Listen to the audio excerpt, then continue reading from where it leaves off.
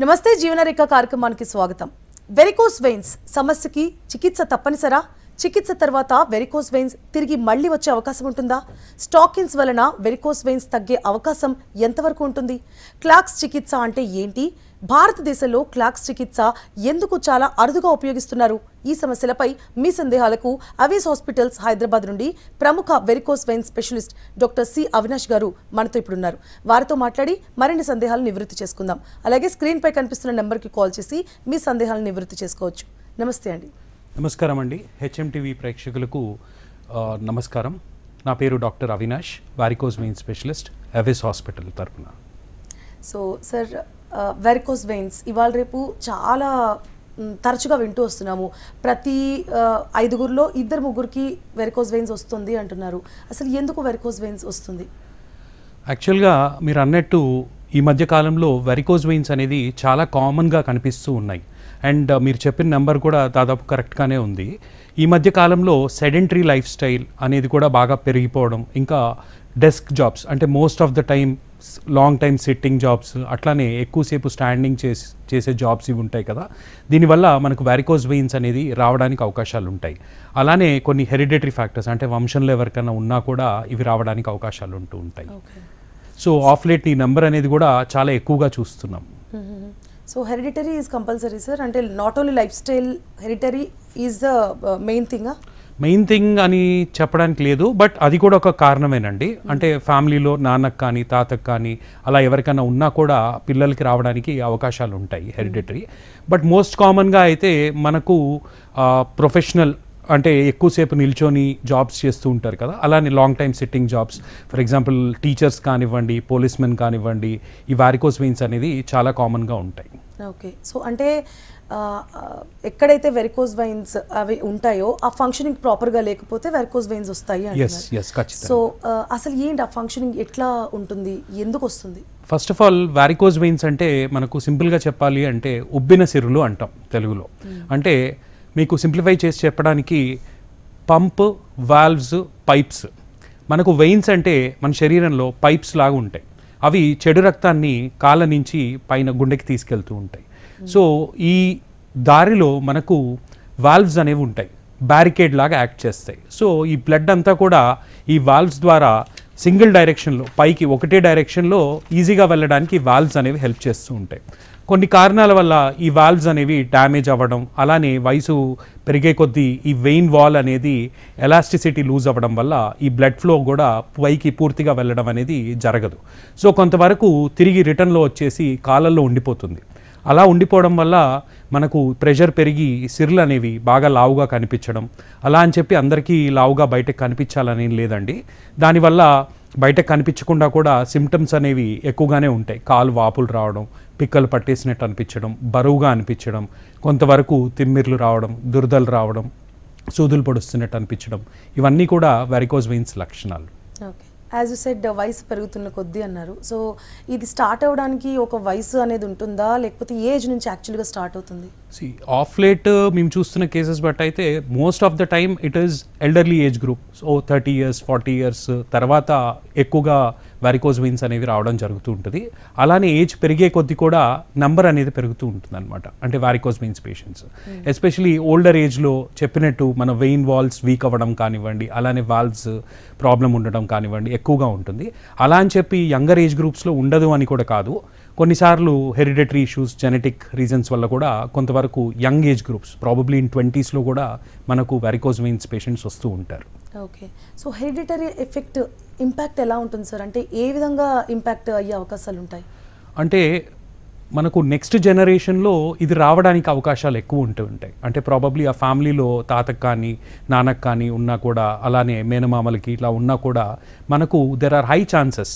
అలానే కొన్ని genetic factors ఉంటాయి, కొన్ని సిండ్రోమ్స్ ఉంటాయి. ఇవన్నీ కూడా వెరికోస్ వెయిన్స్ హెరిడిటరీ రావడానికి కారణాలండి. ఓకే. సో ఎగ్జామిన్ ఎలా చేయాలి? అసలు ఏ స్టేజ్లో ఉన్నప్పుడు? అంటే ఇప్పుడు చెప్పారు కొంతమంది కనిపిస్తాయి, కొంతమంది కనిపించవు నర్వ్స్ అనేవి అని. సో సిమ్టమ్స్ డిఫరెంట్గా ఉండొచ్చు, బట్ సఫరింగ్ అయితే సేమ్ ఉంటుంది. సో ఎలాంటి లక్షణాలు ఉన్నప్పుడు డాక్టర్ని అప్రోచ్ అవ్వాలి? ఇది మంచి క్వశ్చన్ అండి.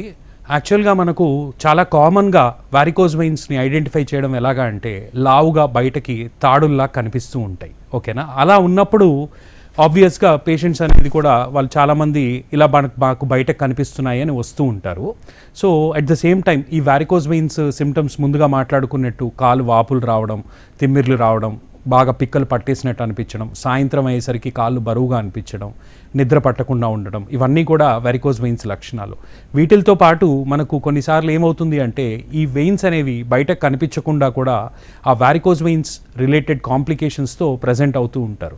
స్కిన్ అనేది కలర్ మారుతూ ఉంటుంది, బ్లాకిష్ కలర్లో అవ్వడం, బ్రౌన్ కలర్లోకి రావడం, ఇది నోటీస్ చేసినప్పుడు దట్ ఈస్ అ సైన్ అనమాట. అంటే దిస్ నీడ్స్ అటెన్షన్. అంటే వెంటనే మనకు దగ్గరలో ఉన్న వారికోజ్ వెయిన్ స్పెషలిస్ట్ని కలవడం అలాంటివి చేస్తే దాన్ని బట్టి స్టేజ్ బట్టి మనకు నెక్స్ట్ ఏంటి ఎలా ప్లాన్ చేసుకుంటాం అనేది దాన్ని బట్టి ఆధారపడి ఉంటుంది. సో ఇప్పుడు మీరు అన్నారు స్కిన్ కలర్ మారుతుంది అని, కొంతమంది అది స్కిన్ ప్రాబ్లం అని అపోహపడి వేరే డాక్టర్ దగ్గరికి వెళ్ళే అవకాశాలు కూడా ఉంటాయి కదా, సో అది ఎట్లా ట్రీట్ చేయాలంటారు? డెఫినెట్గా అండి. Actually most of the time ఈ స్కిన్ చేంజెస్ వచ్చినప్పుడు ఏమవుతుంది అంటే అది ఒక స్కిన్ ప్రాబ్లం కింద కన్సిడర్ చేసి ఎక్కువగా స్టిరాయిడ్స్ అప్లై చేయడం అవన్నీ చేస్తూ ఉంటారు. హవెవర్ మనకు లోకల్గా ఆ పర్టికులర్ ఏరియా ఏమైనా దురదున్నా కానీ కొంతవరకు రిలీఫ్ వస్తుంది, కానీ అది ఓన్లీ టెంపరీనేనండి. ఎందుకంటే అండర్లయింగ్ కాజ్ అనేది ఏదైతే కారణం ఉందో దాన్ని మనం అక్కడ ట్రీట్ చేయట్లేదు. సో అలాంటప్పుడు మనకు దానికి రిలేటెడ్ టెస్ట్లు అన్నీ చేయించుకొని వారికోజ్ వెయిన్స్ స్పెషలిస్ట్ దగ్గరికి వస్తే నెక్స్ట్ ప్లాన్ ఆఫ్ యాక్షన్ ఏంటనేది దాన్ని బట్టి స్టేజ్ బట్టి డిసైడ్ చేసి ముందరికి వెళ్ళొచ్చు అండి. యాజ్ యూ సెడ్ స్టేజ్, ఎలాంటి స్టేజెస్ ఉంటాయి, ఎన్ని స్టేజెస్ ఉంటాయి, ఏ స్టేజ్ ఎక్కువగా ఎఫెక్ట్ ఇస్తుంది, అంటే స్టార్టింగ్ స్టేజ్ కానీ ఎండింగ్ స్టేజ్ కానీ ఎలాంటి డిఫరెన్సెస్ ఉంటాయి? ఇప్పుడు స్టేజెస్ ఆఫ్ వారికోజ్ వెయిన్స్ అంటే ముందుగా మనకు బయటకి మనకు ఏమీ కనిపించవండి, జస్ట్ సిమ్టమ్స్ ఉంటాయి, కాలు నొప్పులు, బరువుగా అనిపించడం. నెక్స్ట్ స్టేజ్లో మనకు సన్నగా చర్మం పైన సన్నగా కనిపిస్తూ ఉంటాయి, వాటిని స్పైడర్ వెయిన్స్ అంటాం. స్పైడర్ వెయిన్స్, రెటిక్యులర్ వెయిన్స్ అంటూ ఉంటాము. ఆ తర్వాత స్టేజ్లో మనకు సిర అనేది లావుగా తగలడం బయటకు కనిపిస్తూ ఉంటుంది. ఆ నెక్స్ట్ స్టేజ్లో ఈ వెయిన్స్ లావుగా కనిపించడంతో పాటు కాళ్ళు వాపులు అనేవి వస్తాయండి. ఆ తర్వాత స్టేజ్ వచ్చేసి మనకు complicated stage of varicose veins అంటాం, అడ్వాన్స్ స్టేజెస్. ఆ స్టేజ్లో ఏమవుతుంది అంటే ఈ కాళ్ళల్లో మనకు బ్లడ్ అనేది పూలప్ అయిపోవడం వల్ల కొంతవరకు హీమోసిడ్రిన్ అంటాం బయటకు వచ్చి డిపాజిట్ అవ్వడం వల్ల స్కిన్ కిందున్న కొవ్వు భాగంలో డిపాజిట్ అవ్వడం వల్ల ఆ స్కిన్ అలానే కిందున్న ఫ్యాట్ కూడా బాగా గట్టిపడిపోయి కాళ్ళు అనేవి కలర్ మారిపోయి గట్టిగా అయిపోవడం అవుతూ ఉంటుందండి. దాన్నే మనం లైపోడెర్మటోస్క్లిరోసిస్ అంటాము. నెక్స్ట్ మనకు దురదలు అనేది వస్తూ ఉంటాయి. ఆ దురదలు వచ్చినప్పుడు చాలామంది కంట్రోల్ చేసుకోలేక గోకేస్తూ ఉంటారు, దానివల్ల పుండ్లు అనేవి అవుతూ ఉంటాయి. అలానే ఏమైనా చిన్న దెబ్బలు తగిలినా కూడా నార్మల్గా మానకుండా పుండు కింద డెవలప్ అవుతుంది. సో ఆ పుండు అనేది కొన్ని రోజులైనాక తగ్గచ్చు. అలా తగ్గితే స్టేజ్ 5 అంటాము. అలా కాకుండా పుండు అనేది ఇంకా అలానే తగ్గకుండా ఉందంటే యాక్టివ్ అల్సర్ స్టేజ్ 6 అంటాము. ఇవి advance stages of varicose veins అండి. Okay, so actually varicose veins ఇందాక మనం మాట్లాడుకున్నట్లు చాలామంది సఫర్ అవుతూ వస్తున్నారు ఇవాళ రేపు. అది ఏమైనా ప్రాణాంతకమా, లేకపోతే అసలు దాని నుంచి అంటే ట్రీట్మెంట్ తీసుకున్నాక అది కంప్లీట్గా అంటే పర్మనెంట్గా సాల్వ్ అయ్యే అవకాశాలు ఉంటాయా? Let me split it into 2 answers అండి. ఇప్పుడు వారికోజ్ వెయిన్స్ ప్రాణాంతకమా అంటే as such majority of the పేషెంట్స్లో ప్రాణాంతకం కాదండి. హవెవర్ వారికోజ్ వెయిన్స్ వల్ల వచ్చే కాంప్లికేషన్స్ ఇందాక నేను చెప్పినట్టు అడ్వాన్స్ స్టేజెస్ కాకుండా ఇంకా వేరే కాంప్లికేషన్స్ అనేది ఉంటాయి. మనకు వారికోజ్ వెయిన్స్లో కొన్నిసార్లు బ్లడ్ అనేది గడ్డ కట్టడానికి అవకాశాలు ఉంటుంది. అలా అయినప్పుడు మనకు ఈ సర్క్యులేషన్లో మనకు హార్ట్ మీద ఎఫెక్ట్ చూపించవచ్చు. హవెవర్ అది చాలా రేర్ అండి. బట్ ఆఫ్ లేట్ దాన్నే మనం డీవీటీ అంటాం. ఆఫ్ లేట్ మేము క్లినికల్ ప్రాక్టీస్లో ఆఫ్ లేట్ ఎక్కువగా డీవీటీ పేషెంట్స్ని చూస్తూ ఉంటాము. అలాంటి కాంప్లికేషన్ అయితే మాత్రం అది ప్రాణం మీదకి రావడానికి అవకాశాలు ఉంటాయండి ఖచ్చితంగా. సో అలా అని చెప్పి భయపడాల్సింది కూడా ఏమీ లేదు. బట్ ఎప్పటికప్పుడు దాన్ని మనం చూసుకుంటూ ఉండాలి. ఓకే, సో మీరు డీవీటీ అన్నారు సార్, అసలు బేసిక్గా ఎలాంటి ఇబ్బందులు స్టార్ట్ అయినాక డాక్టర్ని కన్సల్ట్ చేస్తే డీవీటీ అనేది రాకుండా ఉంటుంది? డీవీటీ అనేది యాక్చువల్లీ మనకు ఏమవుతుంది అంటే ఆ డీవీటీ అనేది వచ్చినప్పుడు కాలు విపరీతమైనగా వాపు రావడం, కాలు నొప్పి విపరీతంగా ఉంటుందండి. యూజువల్గా భరించలేనంత నొప్పి ఉంటుంది. సో అదే కనుక మనకు సర్క్యులేషన్లోకి వెళ్ళి అడ్డుపడింది అంటే మనకు ఊపిరి తీసుకోవడం ప్రాబ్లం అవ్వచ్చు. అలానే మనకు హార్ట్ మీద కూడా వెంటనే ఎఫెక్ట్ చూపించడానికి అవకాశాలు ఉంటాయి. సో దాన్నే మనం పల్మనరీ థ్రాంబోఎంబాలిజం అంటాము. However it is very rare problem. ఓకేనా? సో ఇప్పుడు అసలు ఇలా కన్సల్ట్ అయినాక ఎలాంటి ఎగ్జామిన్ చేయడానికి ఎలాంటి టెస్ట్లు వాడతారు? ఇప్పుడు ముందుగా ఫస్ట్ థింగ్ పేషెంట్ వచ్చాక మనం పేషెంట్ ఎగ్జామినేషన్ అనేది చేస్తాం. వారికోజ్ వెయిన్స్ ఉన్నాయా లేదా, బయటకు కనిపిస్తున్నాయా, అలానే ఇంకేమన్నా దాంతోపాటు అసోసియేటెడ్ కాంప్లికేషన్స్, స్కిన్ కలర్ మారడం కానివ్వండి, పుండ్లు ఉండడం కానీ అవన్నీ చూసుకొని పుండు ఏ స్టేజ్లో ఉంది, మానుతుందా లేకపోతే చాలా టైం పడుతుందా, ఇవన్నీ చూసుకున్నాక డాప్లర్ స్క్రీనింగ్ వీనస్ డాప్లర్ అంటామండి. అది చేసి మనము వెయిన్స్ ఉంటే ఎంత సైజు ఉన్నాయి, ఎక్కడెక్కడ ఉన్నాయి, అలాగే కనెక్షన్స్ ఉంటాయండి వెయిన్స్ మధ్య, పర్ఫరేటర్స్ అంటాము. ఆ పర్ఫరేటర్స్ ఉన్నాయా లేవా, అలానే ఈ ఫ్లో అనేది పైకి వెళ్లకుండా రిటర్న్ జంక్షన్ దగ్గర నుంచి రిటర్న్ వచ్చేస్తూ ఉంటుంది. ఆ జంక్షన్ అనేది సరిగ్గా పనిచేస్తుందా లేదా, ఇవన్నీ కూడా మనం ఆ స్క్రీనింగ్ వీనస్ డాప్లర్లో తెలుసుకోవచ్చండి. ఓకే. సో అంటే బేసిక్గా మెడికేషన్తో క్యూర్ అయ్యే వ్యాధి అనే అంటున్నారు. సో ఇది ఈ స్టాకిన్స్ అని ఒకటి యూజ్ చేస్తే ఖచ్చితంగా వెయిన్స్ బయట కనిపించకుండా లేకపోతే ఏవైతే ఇబ్బందులు ఉన్నాయో కనిపించకుండా ఉంటాయంటున్నారు. సో అసలు స్టాకిన్స్ అంటే ఏంటి, ఎంతవరకు ఏ స్టేజ్ వరకు ఉన్నవాళ్ళు వాడచ్చు? ముందుగా వారికోజ్ వెయిన్స్ మందులతో తగ్గుతాయా అంటే యాజ్ సచ్ ఒకసారి వచ్చిన వారికోజ్ వెయిన్స్ మందులతో పూర్తిగా తగ్గడం అనేది ఉండదండి. బట్ హవెవర్ వారికోజ్ వెయిన్స్ వల్ల ఏవైతే సిమ్టమ్స్ చెప్పానో వాటిల నుంచి కొంతవరకు రిలీఫ్ ఖచ్చితంగా ఉంటుంది. ఆ మందులు అనేవి కూడా స్టేజ్ బట్టి, అంటే ఎర్లీ స్టేజెస్లో డెఫినెట్గా చాలా ఎఫెక్టివ్గా పనిచేయడం అనేది ఉంటుంది. ఎట్ ద సేమ్ టైం మీరు స్టాకింగ్స్ అన్నారు కదా, సింపుల్గా అర్థం కావాలి అంటే సాక్స్లు అంటారు నార్మల్ లాంగ్వేజ్లో. సో ఆ సాక్స్లు అనేవి కంప్రెషన్ స్టాకింగ్స్, అందులో కూడా రకరకాలు ఉంటాయన్నమాట మెటీరియల్ బట్టి, అలానే ప్రెషర్ ఎంత ప్రెషర్ ఇస్తాయి అనే దాన్ని బట్టి కూడా మారుతూ ఉంటుంది. సో ఆ స్టాకింగ్స్ అనేవి కూడా పేషెంట్ సిమ్టమ్స్ బట్టి మనం ఎంచుకోవడం అనేది చేస్తూ ఉండాలి. స్టాకింగ్స్ వల్ల ఏవైతే సిమ్టమ్స్ ఉన్నాయో, కాళ్ళు బరువుగా అనిపించడం, కొంతవరకు వాపులు రావడం, ఈ లావుగా వెయిన్స్ ఏమైనా కనిపిస్తూ ఉంటే కొంతవరకు తగ్గుతాయండి సిమ్టమ్స్ అనేవి. కానీ ఆల్రెడీ ఏవైతే వారికోజ్ వెయిన్స్ వచ్చాయో అవి పూర్తిగా తగ్గవు. అది ఏంటంటే అదొక తాత్కాలిక పరిష్కారం, ఓకేనా? ఎందుకంటే మనకు స్టాకింగ్స్ అనేది కాన్సెప్ట్ ఏంటి అంటే, స్టాకింగ్స్ వేసుకోవడం వల్ల కొంతవరకు ఈ బ్లడ్ ఫ్లో అనేది ప్రెషర్ వల్ల పైకి కొంతవరకు ఈజీగా వెళ్ళడం అనేది జరుగుతూ ఉంటుంది. సో దానివల్ల కాలు వాపులు కానివ్వండి, కాలు బరువుగా అనిపించడం కానివ్వండి, ఆ సిమ్టమ్స్ అనేవి తగ్గుతాయి. కానీ అలా అని చెప్పి మనకు ప్రాక్టికల్గా మాట్లాడితే మన దేశంలో మనకుండే వాతావరణానికి పొద్దున్నుంచి నైట్ వరకు స్టాకింగ్స్ వేసుకోవడం అనేది ఇట్ ఈస్ నాట్ ఈజీ. ఎందుకంటే చాలామంది స్టాకింగ్స్ మేము వాడలేకపోతున్నామండి డాక్టర్ గారు, మాకు బాగా దురదలు వస్తున్నాయి, చెమట వస్తుంది, సో అంటూ ఉంటారు. అంటే ఏదో కాసేపు వేసుకొని తీసుకోవడం కాదు, అలా ఉంటుంది. డైలీ అంతా వేసుకొని ఉండాలి. ఎస్, యాక్చువల్లీ కాన్సెప్ట్ ఏంటంటే మనకు ఎక్కువసేపు డే అంతా మనం నిల్చొని ఉండడము, కూర్చొని ఉండడం చేస్తూ ఉంటాం. సో మన కాళ్ళు అనేవి కూడా they are facing down. So gravity వల్ల బ్లడ్ ఫ్లో అనేది మనకు ఇది అగైన్స్ ద గ్రావిటీ వెళ్ళాలి. సో అంత ఫోర్స్ని మనకు ఆ ఫోర్స్తో వెళ్ళాలి అంటే మనకు కంప్రెషన్ అనేది కొంతవరకు హెల్ప్ చేస్తుంది. సో దాని పరంగా చూస్తే most of the time as long as you're sitting or standing అనేది వేసుకుంటే డెఫినెట్గా ఎఫెక్టివ్గా ఉంటుంది. బట్ ప్రాక్టికల్గా జీవితాంతం రోజుకి 10-12 గంటలు వేసుకోవడం అంటే it is not easy. Okay. So stockings అనేది కేవలం తాత్కాలిక పరిష్కారం మాత్రమే అంటున్నారు. సో ఇందులో మెడికేషన్స్ ఎలా ఉంటాయి సార్? ఏ స్టేజ్కి ఎలాంటి మెడికేషన్స్ ఉంటాయి? లాస్ట్ స్టేజ్ అన్నారు, 1, 2, 3, 4 సాగ్రిగేట్ చేశారు. సో ఏ స్టేజ్కి మెడిసిన్స్తో క్యూర్ అవుతుంది, ఏ స్టేజ్కి స్టాకింగ్స్ రిఫర్ చేస్తారు, ఏ స్టేజ్కి ఇంకా సివియర్గా ఎగ్జామినేషన్ ఉంటుంది? ఇప్పుడు మనకు ట్రీట్మెంట్ వచ్చేసి స్టేజ్ పరంగా అని చెప్పడం కంటే పేషెంట్ సిమ్టమ్స్ పరంగా అని చెప్పడం కరెక్ట్ అండి. ఎందుకంటే మనకు అందులో క్వాలిటీ ఆఫ్ లైఫ్ అనేది కూడా ఒక మేజర్ ఫ్యాక్టర్ అండి. కొంతమందికి బయటకు అంత క్లియర్గా కనిపించవు, కానీ విపరీతమైన కాళ్ళు నొప్పులు అలా రోజు ఏళ్ల తరబడి సఫర్ అవుతూ ఉంటారనమాట. అలాగే కొంతమందికి జస్ట్ స్టార్టింగ్ స్టేజెస్లో స్పైడర్ వెయిన్స్ అంటాం, చర్మం పైన సన్నగా కనిపించడం, వాళ్ళకి సోషల్ యాంగ్జైటీ అనేది కూడా చాలా ఎక్కువగా ఉంటూ ఉంటుంది. ఎందుకంటే అలా కనిపించడం వల్ల పబ్లిక్ గ్యాదరింగ్స్లోనూ చాలా ఇబ్బంది పడుతూ ఉంటారు. అలానే సిమ్టమ్స్తో పాటు ఇప్పుడు కొంతమందికి తీవ్రమైన స్టేజ్ పుండ్లు ఏర్పడడం అట్లాంటివి ఉంటాయి. సో అలాంటప్పుడు వాళ్ళు చేసే ప్రొఫెషన్, బికాజ్ వాళ్ళు సపోజ్ ఇప్పుడు టీచర్స్ ఉన్నారు, ఎక్కువసేపు నిల్చొని పనిచేస్తూ ఉంటారు, if they are suffering from varicose veins, అలా అని చెప్పి మనం ప్రొఫెషన్ మార్చుకోవడం అనేది ఇట్ కెనాట్ హ్యాపెన్ కదా.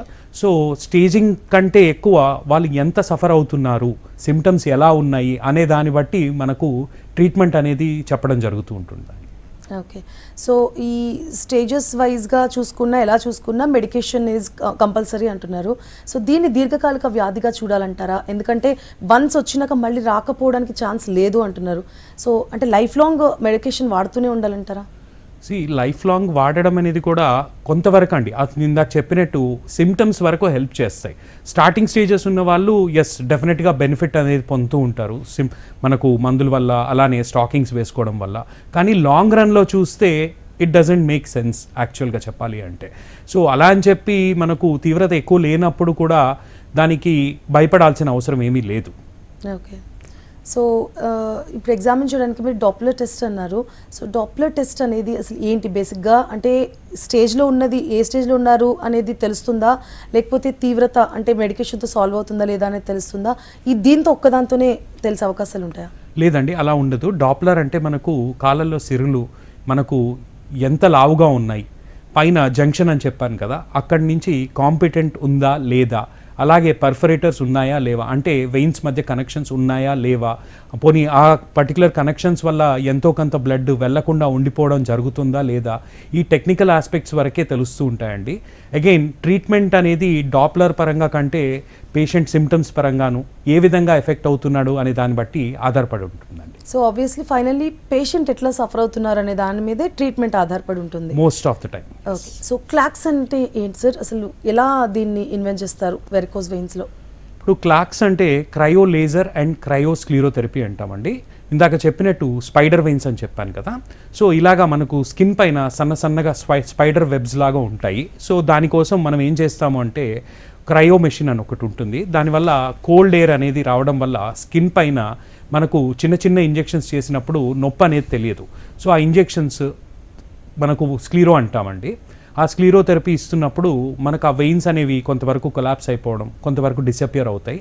అలానే ఒక చిన్న స్కిన్ పైన లేజర్తో యూజ్ చేసి షూట్ చేయడం వల్ల ఆ వెయిన్స్ అనేవి కూడా తగ్గుతూ ఉంటాయి.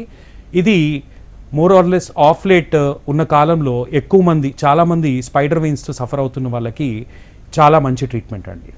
ఓకే సార్, యాక్చువల్లీ చిన్న పిల్లల్లో వెరికోస్ వెయిన్స్ వచ్చే అవకాశాలు ఉంటాయి. యాజ్ యూ సెడ్ 20 నుంచి స్టార్ట్ అవుతే, అంటే ఒకవేళ అర్లీగా స్టార్ట్ అయినా అన్నారు, దానికంటే చిన్న ఏజ్లో వెరికోస్ వెయిన్స్ వచ్చే అవకాశాలు ఉంటాయా? వెరీ రేర్ అండి, చాలా రేర్. ఓకే. సో అంటే ఎల్డర్లీ ఏజ్ వాళ్ళకి ఎక్కువగా ఉంటుంది. సో వాళ్ళకి ఇచ్చే ట్రీట్మెంట్కి లేకపోతే యంగ్ ఏజ్లో ఉన్న వాళ్ళకి ఇచ్చే ట్రీట్మెంట్కి ఏమైనా డిఫరెన్సెస్ ఉంటాయా? ఉంటుందండి, ఖచ్చితంగా ఉంటుంది. ఫర్ ఎగ్జాంపుల్ ఇప్పుడు యంగ్ ఏజ్లో ఉన్నారు అండ్ స్టార్టింగ్ స్టేజెస్లో ఉంది. సో వాళ్ళ కాంప్లయన్స్ అనేది, అంటే ఒక ట్రీట్మెంట్ పెడితే ఎంతవరకు పాటించగలుగుతారు అనేది కూడా డిఫరెన్స్ ఉంటుంది. సో యంగ్ ఏజ్ గ్రూప్లో ఎక్కువగా సివియారిటీ లేని వాళ్ళు స్టాకింగ్స్ ట్రై చేయొచ్చు. అలానే కొంతవరకు మెడికేషన్ ఫ్లావినాయిడ్స్ అంటాము, కొంతవరకు బెనిఫిషియల్గా ఉంటుంది. అదే సేమ్ థింగ్ ఎల్డర్లీ ఏజ్ గ్రూప్లో ఉన్న వాళ్ళకి ఏమవుతుంది అంటే స్కిన్ చేంజెస్ అనేవి కూడా ఉంటాయి. ఆ ఏజ్లో మనకు ఎక్కువ శాతం స్టాకింగ్స్ వేసుకోవడం వల్ల మనకు ఆల్రెడీ స్కిన్ కలర్ చేంజ్ అవ్వడం, అలానే స్కిన్ టెక్స్చర్ మారడం వల్ల ఈ స్టాకింగ్స్ వేసుకోవడం వల్ల ఇరిటేషన్ కూడా రావడం, అలానే దురదలు రావడం, ఆ దురద వచ్చినప్పుడు గోకేయడం, మళ్ళీ తిరిగి పుండులాగా మారడం, ఇలాంటి అవకాశాలు కూడా ఉంటాయి. సో దాన్ని బట్టి ట్రీట్మెంట్ కూడా మారుతూ ఉంటుందండి. ఓకే. సో లాస్ట్ స్టేజ్లో ఉన్న వాళ్ళ ట్రీట్మెంట్ ఎట్లా ఉంటుంది సార్? అంటే లేజర్ ట్రీట్మెంట్ అంటున్నారు, దాని ప్రాసెస్ ఎట్లా ఉంటుంది? అవునండి, ఇప్పుడు ఇది వరకు మనకు వారికోజ్ వెయిన్స్కి ఓపెన్ సర్జరీ అనేది చేసేవాళ్ళం. అంటే ఆ వెయిన్ని మొత్తం కట్ చేసి తీసేయడం, జంక్షన్ దగ్గర డిస్కనెక్ట్ చేయడం, దాన్ని SFJ flush ligation and stripping అంటామండి. అలా చేయడం వల్ల రికరెన్స్ రేట్స్ కొంతవరకు ఎక్కువగా ఉండేవి. అట్ ద సేమ్ టైమ్ పేషెంట్కి రికవరీ టైం కూడా చాలా పట్టేది. ఆల్మోస్ట్ దాదాపు 3 to 4 weeks అనేది టైం పట్టేది. సో కొంచెం ఇబ్బందిగా ఉండేది పేషెంట్స్. ఇప్పుడు దానికి ఆల్టర్నేటివ్ కింద, ఆ సర్జరీకి ఆల్టర్నేటివ్ కింద కొత్త ప్రొసీజర్స్ అనేవి వచ్చాయి. మినిమల్ యాక్సెస్ ప్రొసీజర్స్ అంటే మార్నింగ్ వస్తే ఒక ½ an hourలో ప్రొసీజర్ అనేది అయిపోవడం అవుతుంది. ఈవినింగ్ ఇంటికి వెళ్ళిపోవచ్చు. నెక్స్ట్ డే నుంచి వాళ్ళ యాక్టివిటీస్ అన్నీ కూడా రెజ్యూమ్ చేసుకోవచ్చు. అందులో భాగంగానే మనకు లేజర్ ట్రీట్మెంట్ అంటాం, ఈవీఎల్టీ, ఎండోవీనస్ లేజర్ థెరపీ, అలానే ఈవీఆర్ఎఫ్ అంటాం, ఎండోవీనస్ రేడియో ఫ్రీక్వెన్సీ అబ్లేషన్ అంటాము. ఒక చిన్న సూది లాంటిది ఇచ్చి దాని ద్వారా ఒక వైర్ పంపించి లోపలే ఆ సిరిని బ్లాక్ చేసేస్తాము. అలాగే కొన్ని చిన్న సిర్లు ఏమన్నా ఉంటే కొన్ని ఇంజెక్షన్స్ ఇస్తాము, ఫోకల్ స్క్లీరోథెరపీ అంటాము. దీనివల్ల మనకు ఈవినింగ్కి పేషెంట్ డిశ్చార్జ్ అవ్వడము, నెక్స్ట్ డే నుంచి వాళ్ళ పనులు వాళ్ళు చేసుకోగలగడము అనేది చాలా ఈజీగా ఉంటుంది. Okay. So as you said cuts చేస్తే సర్జరీ, ఇదివరకు ఇదివరకు ప్రాసెస్లో సర్జరీ చేసేవాళ్ళు కట్ చేసి వెయిన్స్ తీసేవాళ్ళు అన్నారు. ఇప్పుడైతే ఆ ప్రాసెస్ లేదు అన్నారు. సో ఇది సర్జరీ కింద కన్సిడర్ చేయొచ్చా?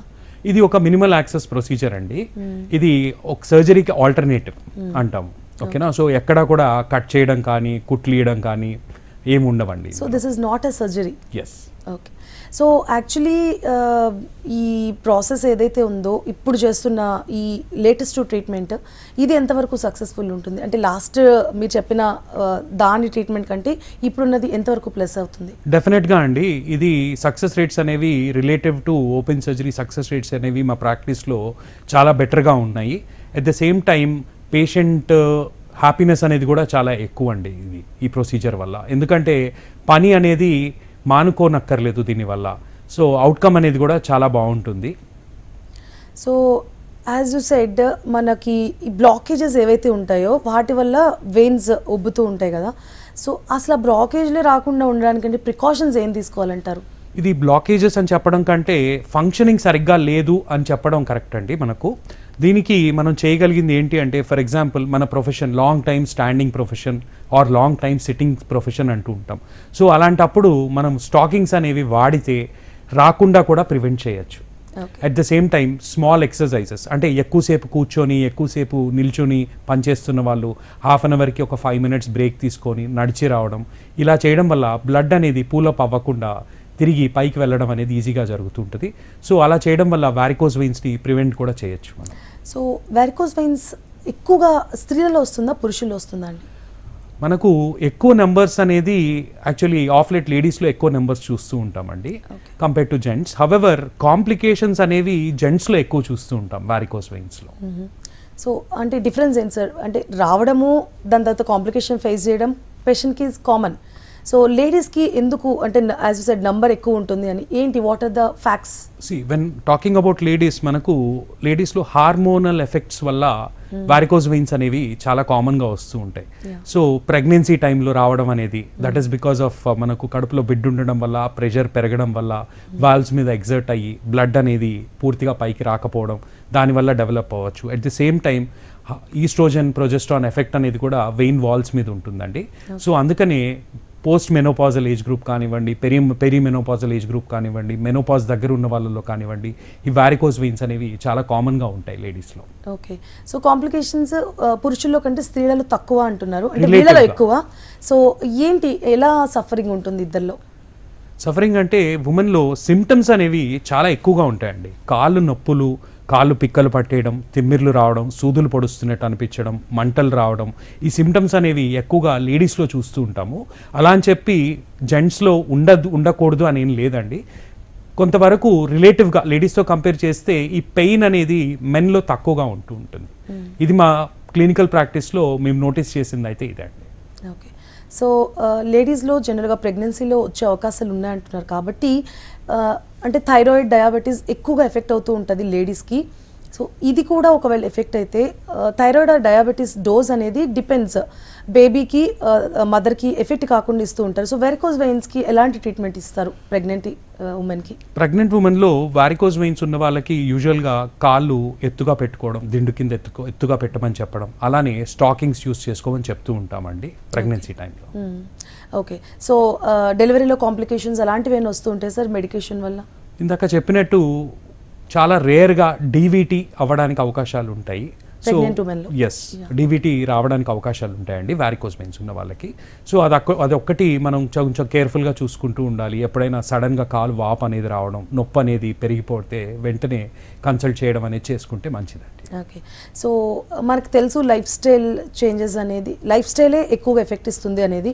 So drinking, alcohol drinking, smoking, లేకపోతే మానసిక ఒత్తిడి, ఇలాంటి ఆస్పెక్ట్స్ ఏమైనా వెరికోస్ వెయిన్స్ వచ్చే అవకాశాలు ఇస్తాయా? మీరు అన్నట్టు స్మోకింగ్ డెఫినెట్గా అండి.